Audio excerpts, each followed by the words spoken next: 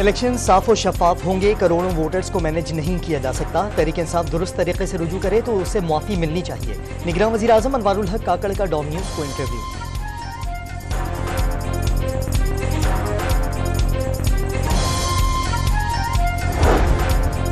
के इलेक्ट्रिक में सरमायाकारी करने वाले सऊदी अल्जोमिया ग्रुप के सरबराह की वज़ीर आज़म अनवारुल हक काकड़ से मुलाकात।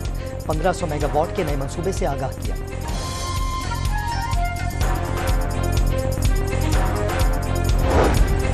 सियासी कैदियों की रिहाई का ऐलान करने वाले पहले निजी जेलें बंद कराएं। शहबाज शरीफ का भी बिलावल भुट्टो के इंतखाबी दावों पर तंज।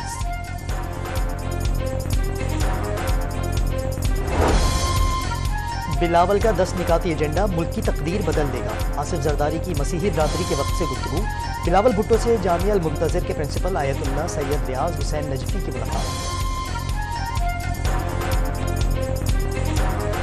और पंजाब में शदीद धुंध के बायस मोटरवे M3 फैजपुर से जड़ामाला तक बंद कर दी गई।